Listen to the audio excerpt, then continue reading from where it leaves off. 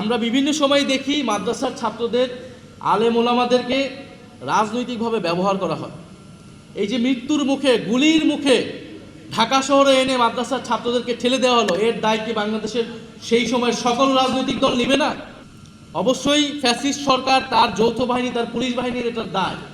কিন্তু আমাদের রাজনৈতিক দলগুলার যদি আরো রাজনৈতিক ভূমিকা থাকতো, সক্রিয় ভূমিকা থাকতো, তাহলে হয়তো এই ধরনের হত্যাকাণ্ড আমরা এড়াতে পারতাম। ফলে আমরা চাই না যে আমাদের আলেম ওলামা, আমাদের মাদ্রাসার ছাত্রদেরকে তাদেরকে গুটি হিসেবে ব্যবহার করা হোক, ক্ষমতার হাতিয়ার হিসেবে কেউ ব্যবহার করুক, এবং তাদেরকে সমাজে অপরায়ণ করে রাখা হোক, সমাজে আদার করে রাখা হোক। তারা এই সমাজেরই অংশ, তাদেরও নাগরিক অধিকার আছে, তাদেরও দাবি দেওয়া থাকলে তারা সেটা প্রকাশ করবে, সরকার সেটা বিবেচনা করবে, সরকার তাদের সাথে ডায়ালগ করবে যে সেই দাবি কতটুকু তারা মানবে, কতটুকু মানবে না। আমাদের মাদ্রাসার ছাত্র, আলেম ওলামা, তাদেরকে যে ভিন্নভাবে জঙ্গি হিসেবে চিত্রিত করা, এই প্রবণতা থেকে আমাদের সমাজ, আমাদের রাষ্ট্র, আমাদের শিক্ষিত সমাজ, রাজনৈতিক দল, আমাদের সবাইকেই বের হতে হবে। এবং আমি সংসদের শেষ বক্তব্য বলেছি, এই দেশের জঙ্গিবাদের উপাদান থাকতে পারে, জঙ্গি প্রবণতা যদি থাকে সেটাকে সঠিকভাবে চিহ্নিত করে সেটাকে আইনের ভিত্তিতে সমাধান করা উচিত। যখন এই ঘটনাটা ঘটে 2013 সালে, আমি তখন 10ম শ্রেণীর ছাত্র, আসল তথ্য জানতে পারি নাই, কিন্তু শুনতে পেরেছি, পরবর্তীতে নিশ্চিত হয়েছি সেই রাতে কি মর্মান্তিক ঘটনা বাংলাদেশের ইতিহাসে ঘটে গিয়েছে। তো শাপলার এই গণহত্যা, শাপলার এই হত্যাকাণ্ড বাংলাদেশের ইতিহাসে, বাংলাদেশের রাজনীতিতে অনেক বড় একটা ক্ষত তৈরি করে গিয়েছে। সেই সময় যদি যারা এটার জন্য দায়ী, সরকার, রাষ্ট্রযন্ত্র এবং বিভিন্ন রাজনৈতিক এলিমেন্ট, তাদেরকে যদি বিচারের আওতায় আমরা আনতে পারতাম, তার বিরুদ্ধে যদি সামগ্রিকভাবে সমাজের এবং রাজনীতির সকল পক্ষ আমরা দাঁড়াতে পারতাম, তাহলে কিন্তু জুলাই গণহত্যা হতো না।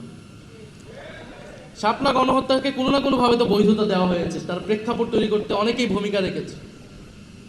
ফলে সেই সময় সরকারকে জবাবদিহিতা করতে পারা যায় নাই বলে সরকার জুলাইতে আরেকটা গণহত্যা করার সুযোগ পেয়েছে, সাহস পেয়েছে। শাপলা হত্যাকাণ্ডের অনেকগুলা ডাইমেনশন আছে, অনেকগুলা মাত্রা আছে। তবে একটা কথা বলে রাখা ভালো, আজকে যে আমরা দাবি এখান থেকে উঠাচ্ছি যে এক যুগ চলে গিয়েছে বিচারহীনতার, আমরা আজকে এসে জুলাই পরবর্তী বাংলাদেশে এসে আমরা এটা বিচারের দাবি জানাচ্ছি, এটা কিন্তু ন্যাশনাল ওলামা অ্যালায়েন্সের দাবি না, এটা এনসিপির দাবি, এটা বাংলাদেশের জনগণের দাবি। শেখ হাসিনা সরকারের রাষ্ট্রীয় পৃষ্ঠপোষকতা, সে আন্দোলনকে উস্কানি দেওয়া হলো বিরোধী দলকে, বিরোধী মতকে দমন পীড়নের জন্য। জামাত ইসলামী নেতাদেরকে সেই সময় হত্যাকাণ্ড করার একটা প্ল্যাটফর্ম হিসেবে একটা স্টেজ করা হলো শাহবাগের আন্দোলনকে। ধর্মপ্রাণ মুসলমান, তার ইসলাম এবং রাসূল সাল্লাল্লাহু আলাইহি সাল্লামকে নিয়ে যখন কথা বলা হবে, কটূক্তি করা হবে, তারা তার বিরুদ্ধে দাঁড়াবে।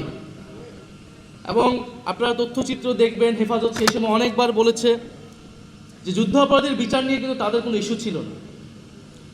তাদের ইস্যুটা যে এখানে ইসলামের বিরুদ্ধে যারা কটূক্তি করে, তারা এইখানে এই আন্দোলনটাকে নেতৃত্ব দিচ্ছে এবং ইসলাম বিরোধী নানান ধরনের বক্তব্য সেখান থেকে আসছে। এবং তারা তাদের একটা দাবি দেওয়া নিয়ে নাগরিক অধিকারের জায়গা থেকে তারা ঢাকা শহরে এসেছিল, সমাবেশ করেছিল। আপনি 13 দফা সমর্থন করতে পারেন, নাও করতে পারেন, কিন্তু সমাজের কোনো অংশ যদি তার মত প্রকাশের অধিকার, তার একটা দাবি দেওয়া পেশ করতে চায়, রাষ্ট্রে তার অধিকার আছে। আপনি 13 দফার সমর্থন করেন কিংবা করেন না, কিন্তু আপনি কখনোই তাদের ওপর হত্যাকাণ্ডকে, তাদের উপর দমন পীড়নকে আপনি সমর্থন করতে পারেন না একটা রাষ্ট্রে। নিরস্ত্র, নিরপরাধ, ঘুমন্ত মানুষের উপরে, প্রতিবাদকারীদের উপরে দমন পীড়ন চালানো, গুলি চালানো আন্তর্জাতিক আইন, যে কোনো আইন অনুযায়ী এটা মানবতা বিরোধী। এবং আমরা দেখেছি সেই মানবতা বিরোধী অপরাধের পরে, হত্যাকাণ্ডের পরও সংসদে দাঁড়িয়ে শেখ হাসিনা কিরকম নির্লজ্জ মিথ্যাচার করেছিল।